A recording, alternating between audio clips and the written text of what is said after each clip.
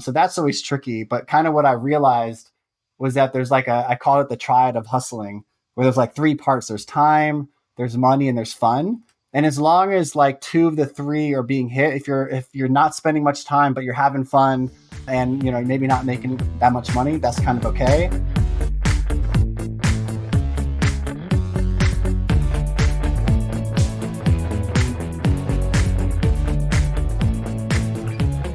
Welcome to The FI Show, where you'll get a behind-the-scenes look into financial independence. Here's your host, Cody and Justin. Hello, everybody, and welcome back to another episode of The FI Show. But before we dig into today's guest, let me check in with my co-host, Justin. What is going on, man? Hey, Cody. This weekend, I was really just taking advantage of the fact that Austin is in full-blown summer mode. I mean, we had days of like 95, 2 days in a row. We had plenty of upper 80s. So it was pool days, smoking brisket, getting the paddle boards out, just being outside, enjoying summer. How about yourself? I got my own little taste of summer. I actually took a plane ride down to visit my buddy Zach, who lives in North Carolina, on Thursday. Ended up getting home late Sunday, and yeah, it wasn't quite 90s, but it was in the 80s. We went to the beach 2 of the days, hung out, went out, played some spike ball. It was just a lot of fun weekend, and it's a lot better than the weather. As I'm recording this today, it was like 42 in Massachusetts. But that's enough about our lives. Justin, let's take a quick moment for our partner.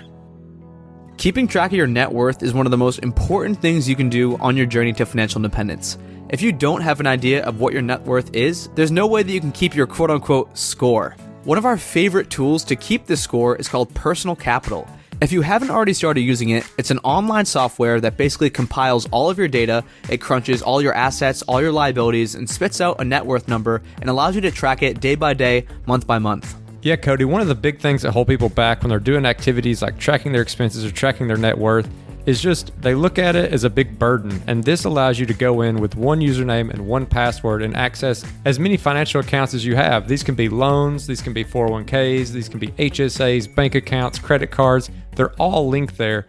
The other thing I really like about Personal Capital is it's very investing focused. So you can go in there and look at your allocation across your entire portfolio. So you don't just look at your allocation in one type of account, but your allocation as a person completely. And if you want to use the same tool that me and Cody use to track our net worth, which is completely free, you can do so at thefishow.com/PC. That's thefishow.com/PC. Cody, today we have on the show J.Money, who I was super excited to have on the show because he's like one of the original voices in the personal finance space. Definitely one of the first people I came across that had a ton of transparency.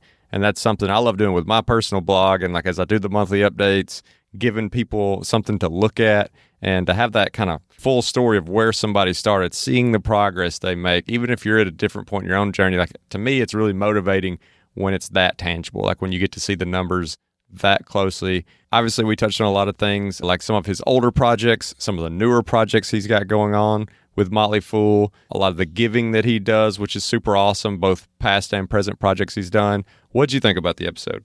Yeah, I had a ton of fun with this one, and I know who is going to have even more fun once this thing gets released is my mom, because she has been a fan of J.Money for, man, it's got to be at least 5 or 6 years now. I remember she had told me about the website when I first discovered financial independence. This is a guy who's done 10 plus years in the space, which you don't find very often. But yeah, I was just really excited to kind of pick his brain. He's a really interesting guy. He has so many different projects going on, like you mentioned, from coin collecting to personal finance merch to a ton of stuff in the donation generosity field that I didn't really know too much about until I started digging in preparation for the interview. Obviously, all the personal finance stuff he's done. He's been a huge influence in the space between Rockstar and Budgets and all the other sites he has going on. And if you listeners enjoyed this episode as much as we did, you can get to all those crazy projects, everything at our show notes at thefishow.com/JMoney. That's just the letter J, so JMoney, J-Money. It was all accidental, actually. I bought a house at the peak of the market in 2008, no money down, no plan, no budget, nothing. It was just one of those spur of the moment things. Bought it and then kind of realized I should probably pay attention to like all this stuff, and I literally Googled like how to budget or, first time home buyer or something. And I came across all these blogs. I didn't even know what a blog was, but it was like diaries of people talking about money, like their savings or debt and then like real life net worth numbers. and I'd never ever seen anyone's real life money ever. And that, like, I don't know, something about it was so exciting. I wanted to learn. It was so real. And after about 5 months reading other people's blogs, I was like, oh, I could type and blog and share my thoughts. So I just started a blog for fun. Didn't realize it was going to take off or, become a thing. So I'm an accidental blogger, entrepreneur, no background in money, no finance, right? Like just a normal person that kind of got lucky and then, paid attention and created my own luck from there. So now you're like the king of this space, like the king of, these blogs and talking about money. So what were you doing though, as like a profession when you just started like playing around with typing around? Like how did you get here? Like what was the background? So probably I had maybe 25, 30 different jobs, and I'm 41 right now. So I'm pretty much a new job every year. My dad was in the military, so I'm used to moving and changing constantly. So it naturally became, my career as well. But I kind of settled in customer service because I love people. I love talking to people, kind of managing customer service departments, and then kind of a couple of new startups at the time. And that really kind of opened my eyes that like, oh, you can work for a company that there's only 5 people in, like I wasn't used to that. I used to like corporations. So that was so different to me. And then when I became my own quote boss, it was interesting to see like how there's so many different jobs and ways you can work in the world. And it's not like one straight line, which a lot of us, just think it is. Yeah, I kind of did a little of everything over the years. When you did take that initial leap, did you have, how many different side hustle income streams did you have? Because we have a lot of people listening, and myself, Justin, and we all have blogs. A lot of people have tried blogging, and it's not easy that first year, those first couple of years, to make an income that you'd feel comfortable, replacing a full-time job. So, did you have other things supplementing that at the time? So interestingly, I didn't mean to work for myself. Like I had the blog for fun. Then I realized you can make money, and that was fine. I was making a couple $100 a month, probably after like my first year. And then I kind of stumbled across like someone, another blogger that I liked said, "Hey, I'm going to stop blogging. Do you want to buy my site?" And I thought like you can't buy. It's not a company. Like it's just a blog. It's your thoughts. Like why am I going to buy your thoughts? But he's like, no, it's a small business that brings in $500 a month and X expenses. And we do a multiplier, 3 years worth, and we can try and sell it. And at first I said, no, like that just seems like, work. And I don't know. I just didn't, again, I wasn't an entrepreneur at heart. About a month later, he's like, look, I'm moving overseas. Like he gave me some crazy deal for just like a few $1,000s. I took a chance. I bought it. And that is really when my eyes kind of opened up because I realized just like in real life, you can have online real estate. And so when an advertiser came in and said, hey, I want to, advertise on Budgets Are Sexy. I said, great. If you advertise across this one and the other side I own, I'll give you a deal. So all of a sudden I'm like, wow, if I buy more blogs. So I started buying up blogs. So I had about 10 at one point, and it was like a little mini empire. I only write and talked about my blog, so I started doing that. I had a full-time job, and then my full-time job fired me. And I said, oh, well, I've always wanted to see what it's like to blog for a living, So I was 2 years in blogging, but then I also had like 2 or 3 other sites at the time. So my blog brought in income. The other 2 blogs or 3 brought an income. And then I had like freelancing every now and then. But I think when I quit, I was making like $75,000 at my day job. And I think my blogs maybe were making $30,000, $40,000 a year. So half of it, and stupidly, I kind of didn't think like, oh, like if I just blog full time, like I'm not going to be able to save money anymore because I had 2 jobs. I had 2 like full-time jobs. Right. And then I did it and I was like, oh my gosh, like I'm living the dream lifestyle, but now I'm saving nothing, And so that was like the really shock for me. Luckily, like I could, survive off of the 30 or 40,000 a year. So anyways, I got to kick out the door, which forced me to do it. And then I told my wife, she was worried because she's more, conservative. And I said, look, just give me a month. If it doesn't work, I'll go back to it and try and get a job. And then every month, and then eventually, like, 12 years later, here we are. And when you're talking about having 10 websites at one time or however many it is, and you're trying to manage all those, like how deep did you get into it before you started having to bring other people in? Because I thought you said you're only writing for the ones. Like, how are you keeping like 10 websites going at the same time? All the sites I bought, I tried to keep the original writer because most bloggers, all they like to do is write. We don't like to manage advertising. We don't like to do tech stuff, and we hate it and we suck at it. And so in a perfect world, the person wants to get paid to blog, but it's their own site. You want to keep the person on. So I would pay them like as a freelancer, and then I would manage all the other stuff. And that worked with about half the sites. Other people are like, I'm just gone. Just give me a chunk of money and I'm out. And then I have to hire other freelancers. So it was basically an operation of like I had a tech person to help out a little bit. And then I had a freelancer writer for one or all of the sites. And then it was just me. But again, since it was my full-time job and I lost 40 hours from the day job, like I started working 60, 80 hours a week, as mostly people, hustlers do in the beginning. And I thought that was awesome. I had an empire. I wanted to grow. I was starting to get popular. And I was like, oh, rah, rah, rah, me. And my wife was like, you have like no life. Like all you do is work. And I'm like, yeah, but I'm awesome and I'm making money and I'm doing this, right? But like it didn't occur until I started having kids a few years later. I was like, wow, this is like not like a life. Like it's you're successful in one area, but okay, like you can't even enjoy the success because you're just working all the time. So from that point forward, I started scaling back, and now my goal is to work half a day during the week, no nights, no weekends. And like that to me is like success. And I know that's now, but did you start kind of putting systems in place back then? I'd love to hear like on a tactical level, because we do have a lot of small business owners, entrepreneurs who are doing the 60, 80-hour weeks. I've been there definitely. I mean, how do you chop that down without completely cannibalizing your businesses? Yeah, it was really hard. I started when I realized, like I read a book called Essentialism by Greg McKeown or McCone. And basically in a nutshell, he's just like, figure out the stuff that's working, that you're good at, that you enjoy, like the 80%, or the 20% that's good, but that like captures 80% of like all your success or whatever. So when I started doing that, I started cutting out a lot of stuff that didn't matter. And I realized that I don't actually like owning blogs. Like there's nothing, like it's like leadership and it's like management, but there's nothing else to it. So I started selling it off to free up time, and I focused on the stuff that was the most important. And I also tried to figure out like the least amount of money I need for like my dream lifestyle. And once you do that, hopefully you don't need as much, so like it was a mind thing first to say, hey, you're okay not trying to be the biggest empire grower or have millions of dollars. And I said, yes, I'm okay. I just want like an enjoyable lifestyle. Like that was my success thing. So once I figured with that, and that took me years, I started going backwards. And then I decided no more nights and weekends. So I started cutting out nights first. And really when I cut out weekends, like a handful of months later, you think that you don't have enough time, but your brain changes, because then you're like on Friday, like I have to get everything done because I can't touch it till Monday, and it's amazing. Like when you actually have to do it, magically you get it done. And so that was really like crazy to me. And then you have the weekend to take a break and refresh. Like I would take naps and I would read and I would forget. And then come Monday, like you're so ready and excited and you miss it. If you love your work, you miss it after 2 days of not doing it. And so you are like a super hustler on Monday, and then it starts the whole thing again. So really it's just like having a much more productive week.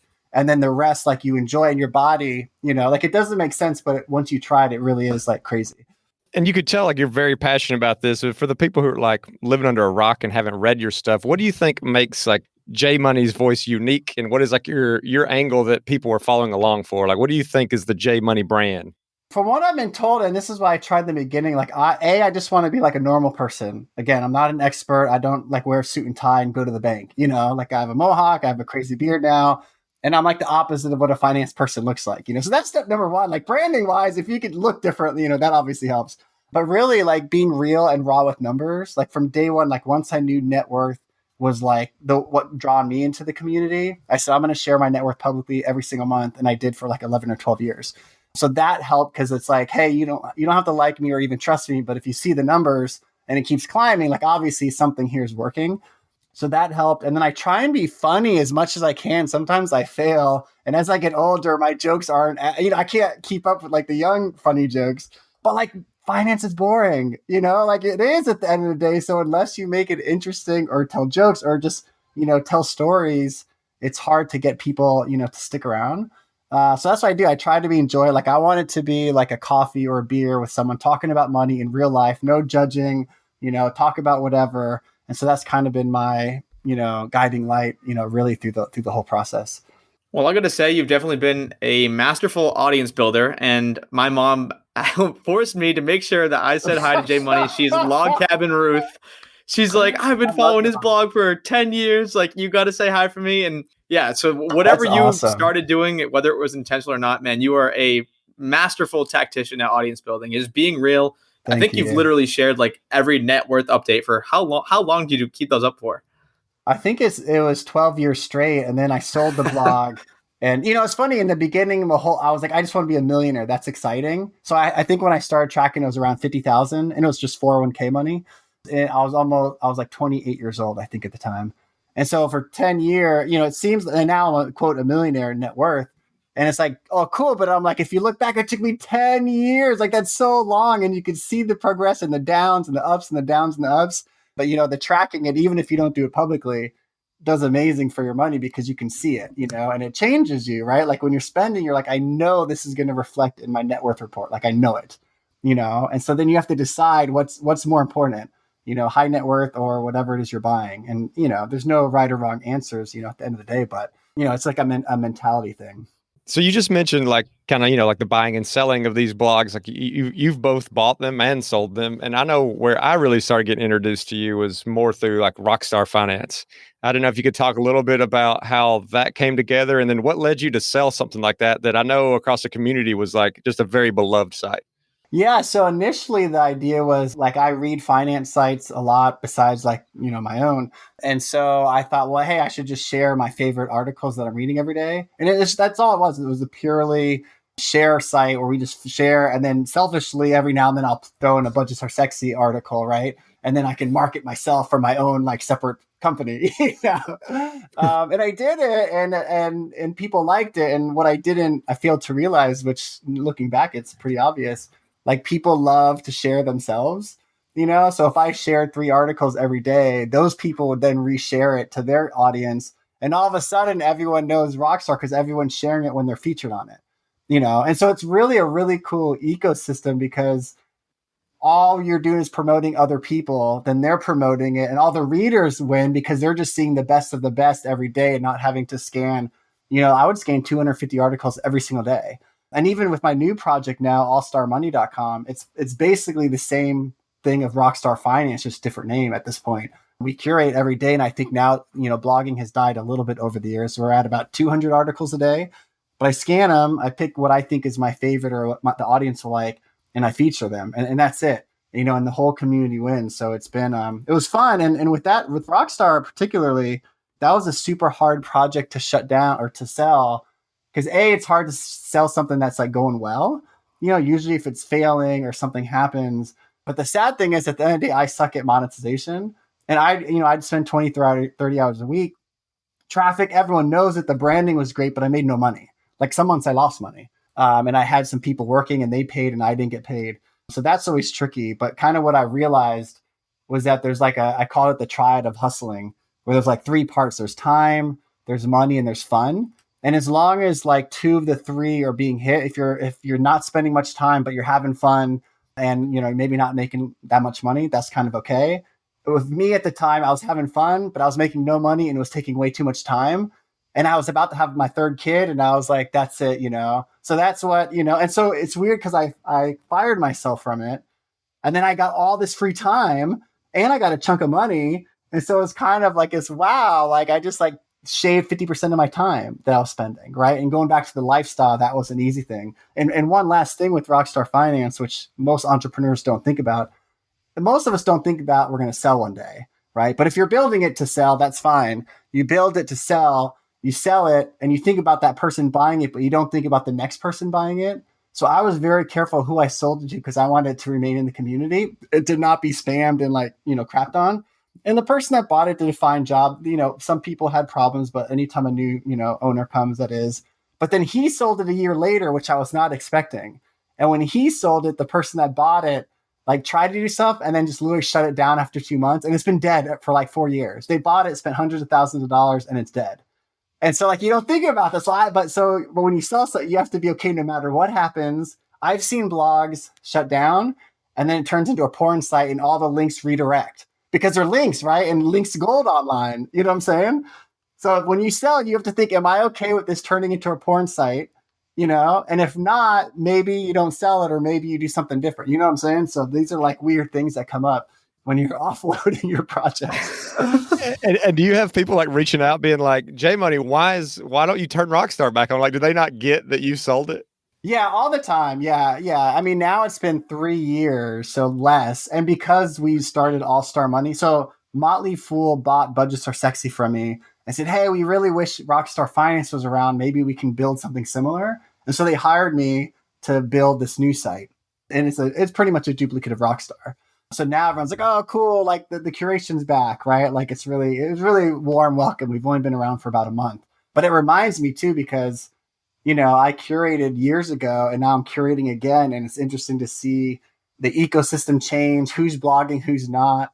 A lot of people are doing it for money. I mean, every other site I read is like, how to start a blog to make money, buy this blogging course, right? Like affiliates, like it's all the same stuff, which is fine. It's, but it's not like blogging. It's like blogging for business. It's a different mentality. So, and anytime you are interested in starting a blog for money, just kind of have like your direction in the beginning or starting a blog in general. Are you doing it for you?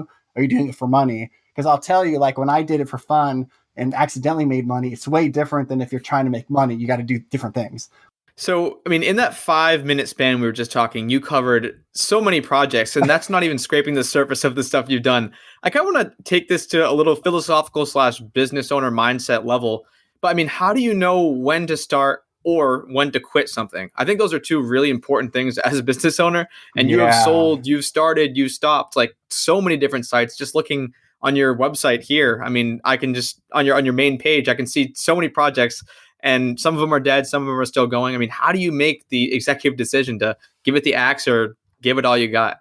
Yeah, I mean, the truth is it's hard, and really like in a perfect world, like you get signs or you have gut feelings. Like, people talk about guts a lot, which I think does come in play. But it really, for me, it's always been like, what's the end goal, And literally as soon as I realized it was lifestyle, that it was so much easier to put things in perspective, right? Like, and so for me, it's lifestyle. For other people, it's like, I want to be the number one expert in budgeting or the best financial speaker or the number one TikToker, like whatever your goal is, then, and it's simple and obvious, but then you start changing everything towards that. Another thing that I gave up that's still going strong was a podcast. Like you guys, I was like, oh, everyone's podcasting. This is like 5 years ago. I need to get into podcasting, right? That'll expand my empire. That'll make me bigger, right? And I partnered up with Paula Pant from Afford Anything, who's also very popular, very good. And we did it for a few months and she loved it and I hated it. And I thought our shows were good. Like we were different people, girl, guy, like family, no family, like it was different. I was into stocks, she was into real estate. But at the end of the day, and it was taken off, I think, I don't know, when I left after like 2 months, it was like 500,000 downloads I don't know, it was really big. And now she's like millions and millions of downloads, like getting like, huge people on the show. But at the end of the day, and that's what I asked myself, I was like, if this show gets like 1 million downloads a day, like, would I still do it? Like, right? And the answer was no. Like, the more bigger it got, the least happy it made me, which is crazy, But I knew that about myself. So I told her, and I said, I don't think I should go on. I feel like I'm holding the show back. And she loves it. I was like, you just continue doing it if you want. And she did, and she's exploded, And so again, it was like back to like my lifestyle. Like I didn't want to be connected online like all hours of the day, and it is you get obsessed, and you get addicted. And so I don't want to be, I needed to like free myself, and I'm kind of a minimalist, so that helped me mentally, free myself. So like, I can tell like where you jump into a project, then you maybe realize that you're getting a little out of whack on your work-life balance. And then you end up like kind of going back to a different kind of project. Like, now you're setting up some new ones. Do you have any kind of envision for how you see like a more traditional retirement? Or do you think that your just brain can't handle not having some kind of project going on? We will be right back after a quick word from our sponsor. I am super excited to talk about Mainvest today. Mainvest is basically the investment platform for Main Street. Think about investing in the local restaurants, the local businesses, places that have been affected by COVID.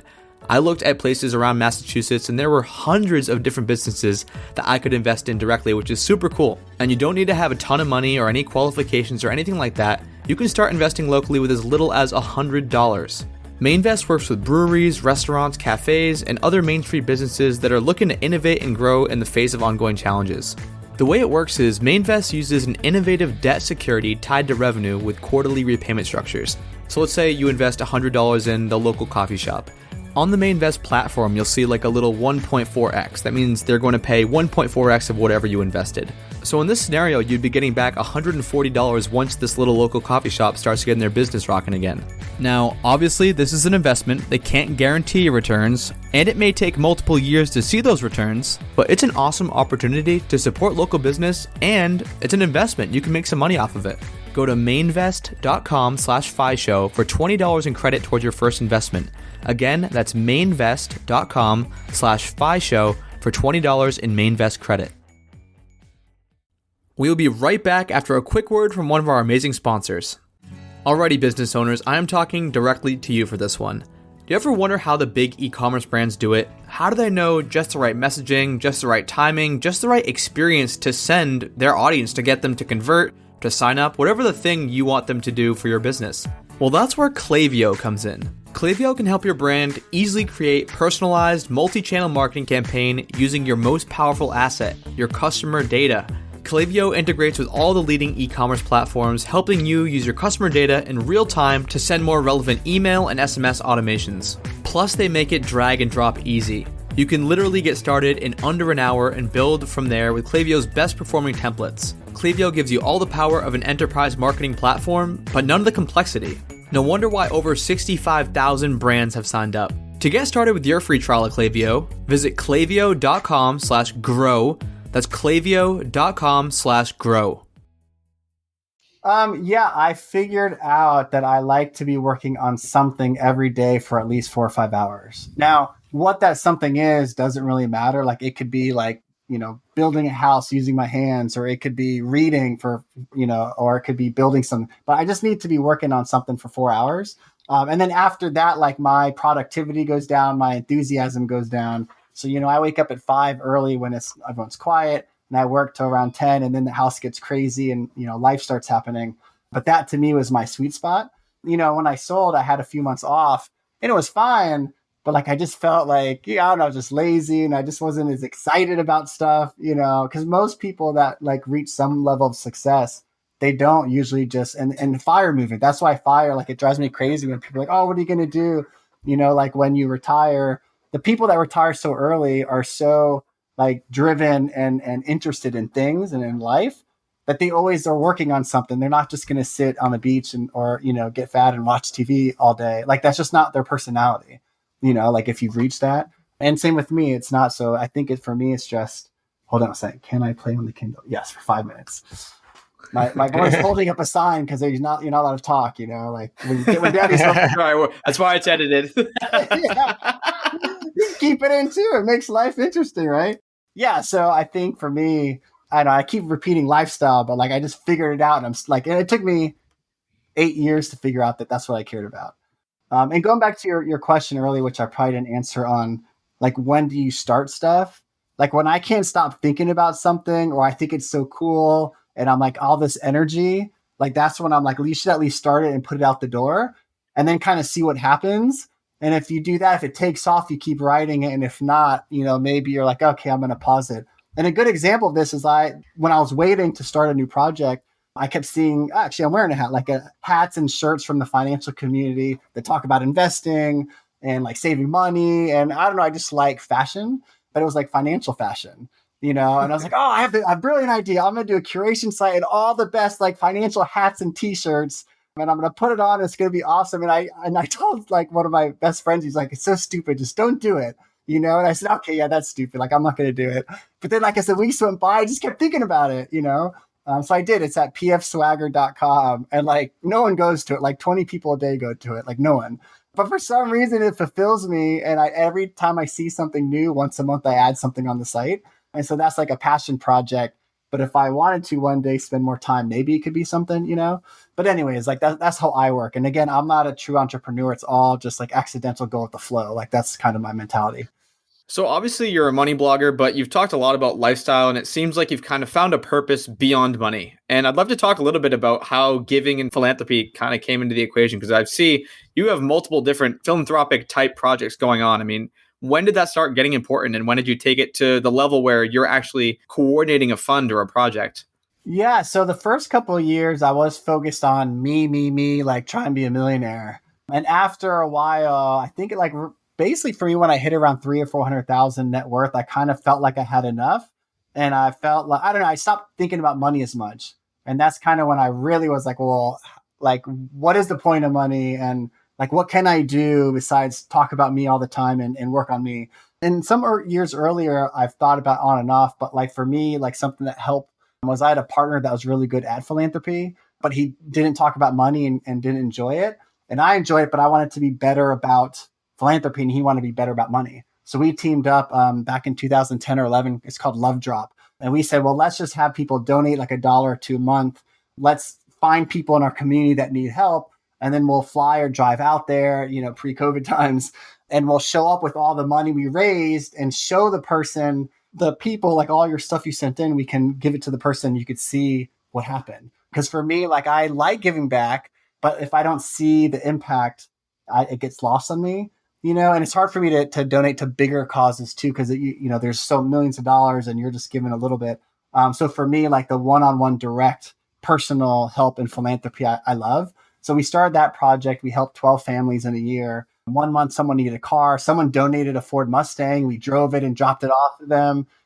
Sometimes someone needed a couple of service dogs because they had some autistic kids. Service dogs, I guess, are really life-changing. So we raised money for that. But it was fun, like little challenges every month to help someone and use all of our success online, all the connections to do something, again, other than just for ourselves. And so that was kind of the start of it. And then over the years, and it was something I do personally, because again, I'm good at talking about money, helping people with money, but sometimes I'm bad at physically giving money. So just like investing, I said, you know what, I'm going to just find causes I like. They have to be small and they have to be someone I'm connected to. And I'm going to donate $20 a month. And so my goal is to have 100 places that I'm donating $20 a month to automatically, because then I don't think about it. And every month when I see the receipts, it may honestly feels better than like when you get like Vanguard receipts of like, oh, here's how much your money went up, right? And it's weird because you're giving money away, but it just feels good. And so I kind of had to use the same financial skills to force me to be better financially giving away than just, myself. So that's something that works for me at least. Well, that's awesome. I mean, I think it's one bad thing that sometimes in the personal finance community, people can look at it and because you see people just talking about like their net worth's growing and it can kind of look like hoarding money. But I think realistically, this community is very giving and there's lots of awesome examples of this. And so, yeah, that's definitely awesome what you're doing. One thing that, I feel like I've noticed, and as somebody like you who's been blogging and had that online presence for a long time and have so many connections in this world, like I know myself personally, I'm meeting so many more people who know the phrase FIRE, who have cool. like, at least heard of early retirement. And I'm just curious, like, how you've seen that play out, like how that feels to see the community grow so much, and like if you've seen any kind of general changes in the community. Yeah, I think so when I started in 2008, there was just all like we were all, for the most part, personal finance in general. Like there were some debt bloggers and some frugality bloggers, but then that was kind of it. And even going to the very first FinCon, there's only like 100 of us that showed up from all around the world, but it was very small, compared to FinCon a couple of years ago when there was like 2,000 or 3,000 people, from bloggers to podcasters to Instagrammers to, YouTubers. Like just the financial media is a lot bigger now. But over the years, like minimalism movement started, then FIRE started. And so it's cool to see all the different, niches and different movements. So a lot has changed for real. I think now, unfortunately, a lot of there's more pockets are starting to form and there's people, as much as like, I would say our community is more positive than any other communities online, like politics, of course, obviously. And even some like sports stuff, like people just get so like heated. And you can get heated about money, but like only so much, and most people don't get that heated, but we do. So there are some headbutting in our stuff. And I find like when the headbutting is going on, it's usually around the FIRE movement somehow, whether it's people hating on the FIRE movement or the FIRE movement trying to, defend themselves. But overall, yes, I think the FIRE movement is awesome. It's helped me because again, I was just like, I just want $1 million. Didn't matter if I needed to live off of or not. Like my mentality wasn't right. And I think FIRE, especially the financial independence, that's like really what your brain, like if you can get in your head, like what financial independence means, you don't have to think about the retirement part, right? Like that changes your life. You can retire or not retire or work or don't work. Like it's just your whole life is different if you're not caring about money or thinking about money, And so ironically, you do have to think about money and for a long time, but then you can not think about it, right? And think about more philanthropy and all this other stuff. And by the way, I have to thank you for bringing up philanthropy because I've been on, I don't know, 100 podcasts in the last, 2-3 years. And like only one other person has probably brought up philanthropy, which is crazy. And we talk about money all the time. So thank you for bringing that up. But yes, FIRE, in my opinion, it's awesome.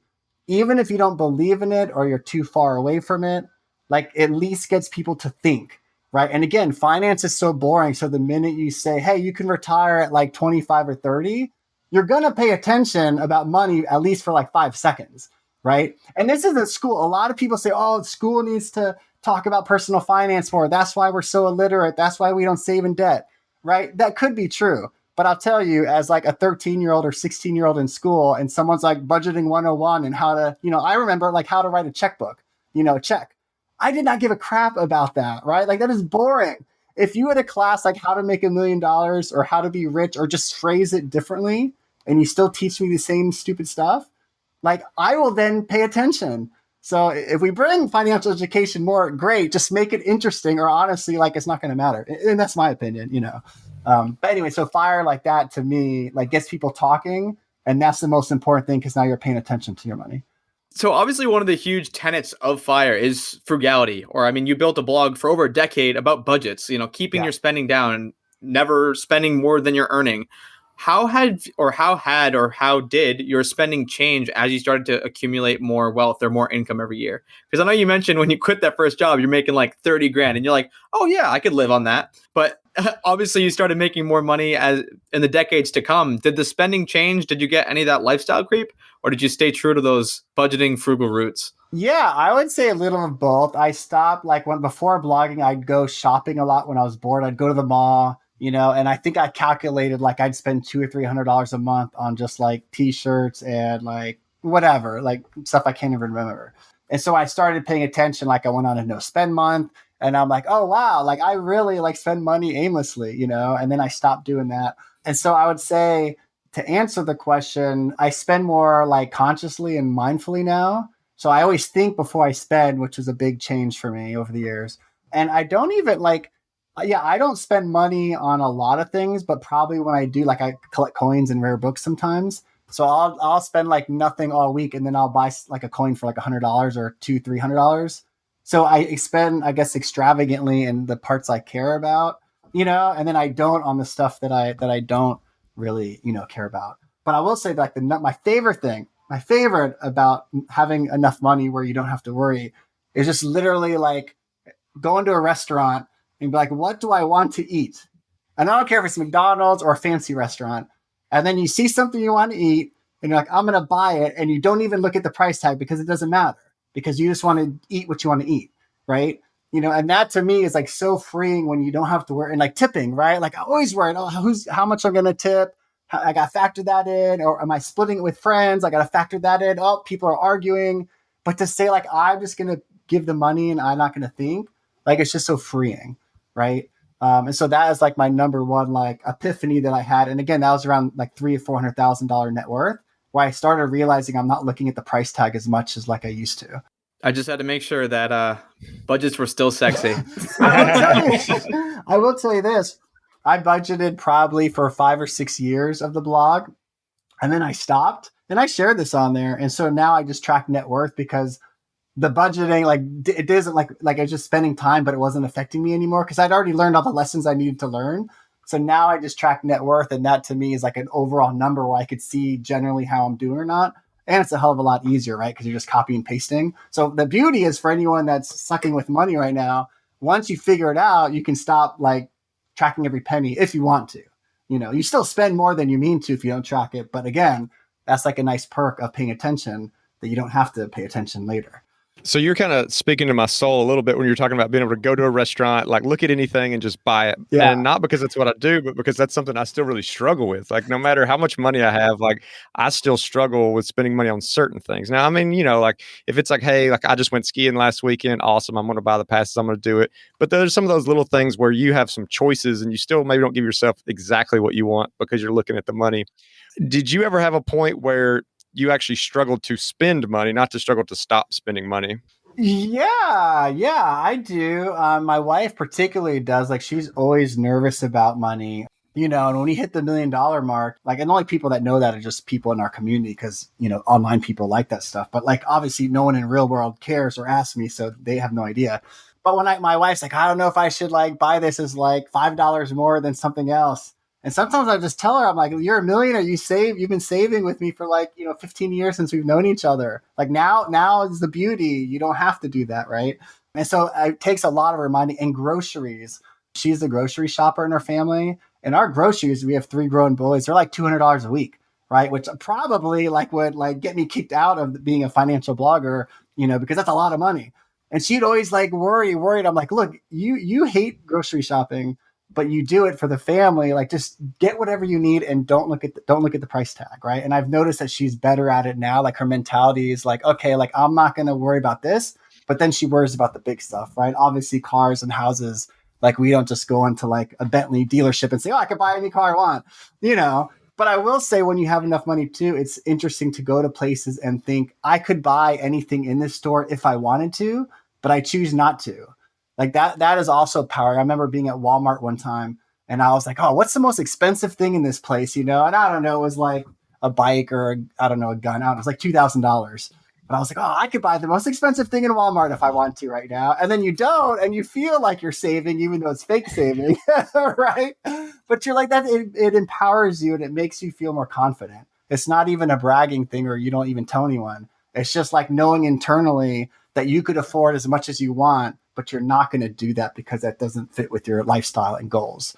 Not keeping up with the Joneses. The Joneses get screwed if you are the Joneses. So something that you've talked about, I've heard you talk about on, I don't remember what podcast it was. It was a podcast I was listening to. I've seen you write about it as well, but Imposter Syndrome. And this kind of goes hand in hand with keeping up with the Joneses, like never thinking you're good enough. There's always someone on the next pedestal that you're clawing to get at. Could you just talk a little bit about how you struggled with that and how you've at least coped or hopefully overcame it? Yeah. Or come as close as you can, because I still struggle with it today for sure.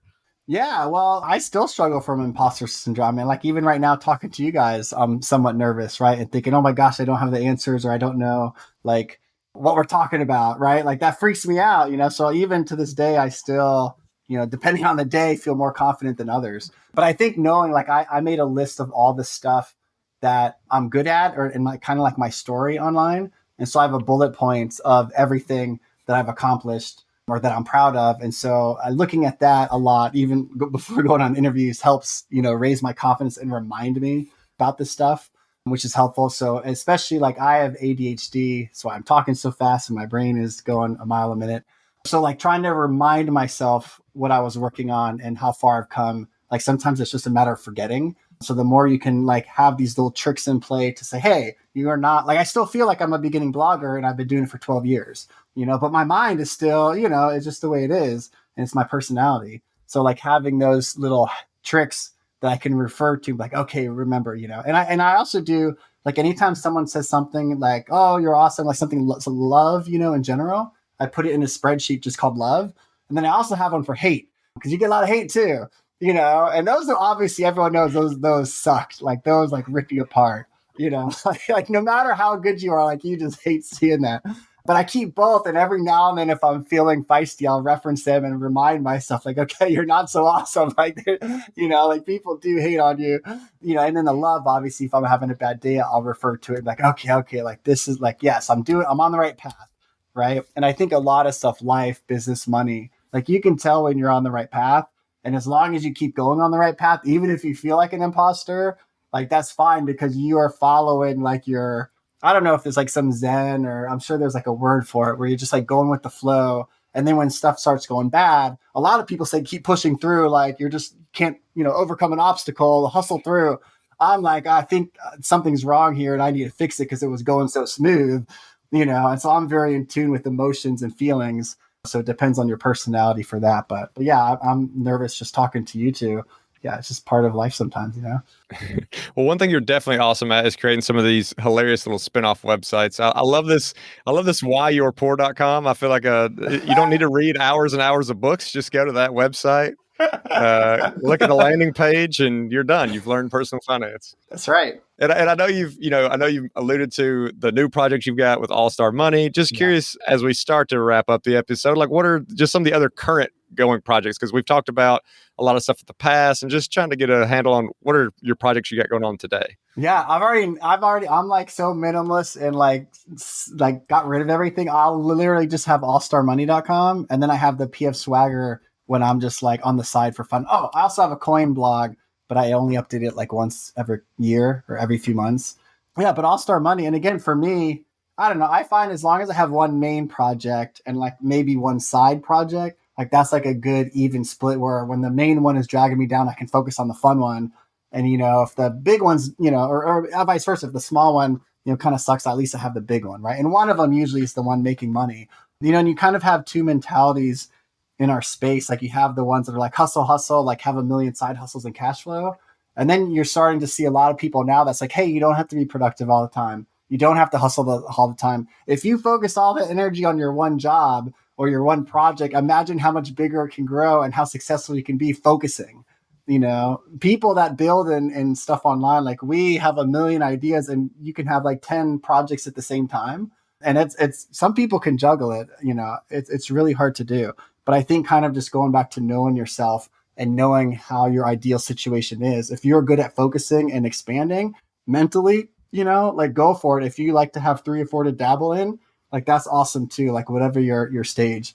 But right now for me, it's like the least amount of stuff I can own, the least amount of responsibilities, but capture like the best of like what I enjoy doing. And that's what's crazy about All Star Money. Like I don't own it. I helped build it from scratch and I have a business partner and a team, from Motley Fool.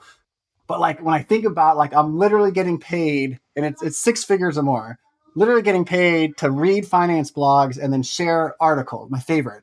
Like that's it in a nutshell. It's a crazy job if you think about it, right? But like when I figured out what my dream job is, like that's pretty much it. Like less responsibility, get paid and have, the best of all the worlds, right? And it's taken me years to get this way, and they can fire me. They can listen to this and be like, oh, that joker, and fire me tomorrow, right? Like who knows what can happen. But again, like figuring out what your dream is and then kind of working it to get over there, like is the best case, And I know that's not very specific, but I mean, that's the only thing that I know at least. So there's one more project I did want to talk about. And first of all, before just a preface, it's awesome. I love Derek Sivers. And I saw that your Now page was inspired by him and kind of your ideology too. Like if it's not a hell yes, it's a no. I love that guy. He has a lot of like good one-line quotes and just an awesome ideology, philosophy to live by. Right. But so you're writing an autobiography to leave your kids. We have had a lot of people on here who are writing books in particular topics like how to buy a rental property or, how to do this, how to do that. But an autobiography, I don't think we've had anyone who's working on that type of project. What's kind of the inspiration for that? Yeah, so I'm into history. I've been getting into history a lot, and I'm into the last couple of years, probably because of, I'm getting near 40 and now I'm over. I think about death a lot. And like something I realized is like with books and back in the day, like people would print stuff and you can have stuff like with the internet. Like if I were to die and then the hosting companies expired and all the sites went down, like there's nothing you can read about my thoughts, like my family, they don't have it. All my ideas are gone. And so I was like, when I had a break from my projects, I said, well, I want to leave something to my kids. Like, hey, this is some memories for you. This is like my life story. I'd love if my parents and my grandparents and everyone wrote like, even just like 5 pages on their life. Like I care about that a lot. No one else in the world cares about it, but I care about it, And so that was kind of the mentality, like, let me get down on my thoughts while I have them, put them down. And then, maybe every 5 years, like update it, like with new things or like stuff that's changed, mentality. I don't know. It's one of those things like leaving legacy. Like once you start thinking about that stuff, like what does legacy mean to you? And I know for me, like, while it'd be great for everyone in the world to know about J.Money, 100 years from now, like, I just want to know at least my family knows me. And then what can I do to help that? And also with money, not with the autobiography, but with like having paper or a spreadsheet, like, hey, here's where all our accounts are. Like if something happens to me and mom, like here's where everything is. Here's a house document, like everything about our financial lives. If someone needs to like help you, like they have access to it and they know where everything is. Because when people die, sometimes it's chaos, right? And the last thing you want to do is think about money. So not to bring it back to money, but that's another thing that's a good idea. So, Jay, one last thing I want to ask you about, because you alluded to a little bit was some of your passion stuff, and that is the coin collecting. Just real quick for people out there who may be nerding out with us on that, what is like the coolest kind of coin that's got either it's the most rare, it's got the coolest story behind it?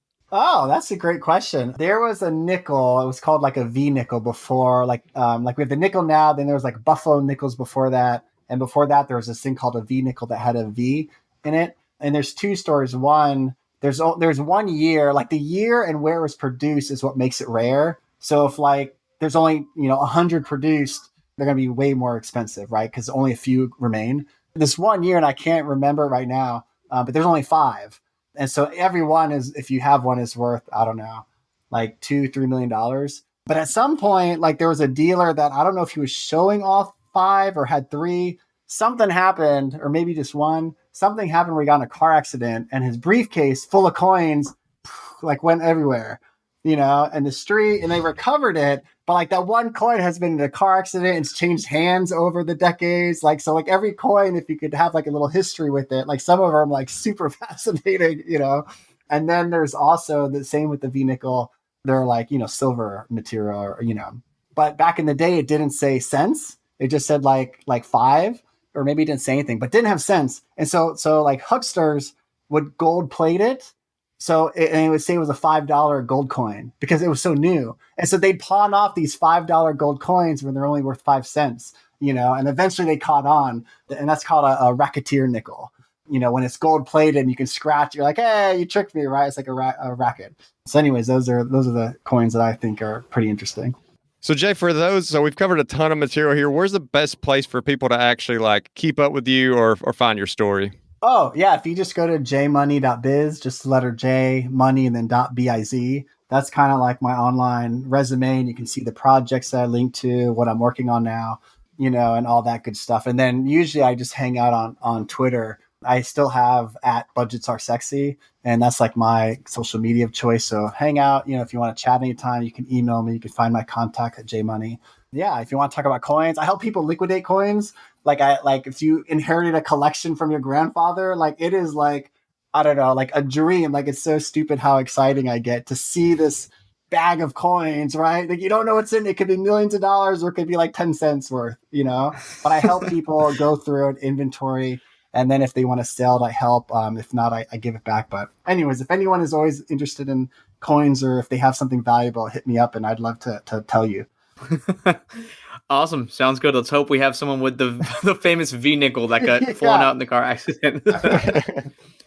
Well, just want to thank you again for coming on. This has been a real treat. I mean, definitely thank you from my mom, Log Cabin Ruth, and all of the hundreds of thousands of people that you've touched in the community. You have built many websites and built quite the following. And I mean, I've been following your journey. I'd listened when you were on the Money Show back in the day. I was an early fan of Budgets Are Sexy. So super cool to have you on the podcast, man. And thanks for your time. Yeah, thanks everyone. It was fun. And as always, if you want to check out our Facebook group page, you can do so at thebuyShow.com/community. And we always appreciate those 5-star reviews. They help us get great guests like we had today. And if you're interested in supporting The Fi Show, you can do so by checking out some of our partners over at the resources page, which can be found at thefishow.com/resources. And thanks for listening.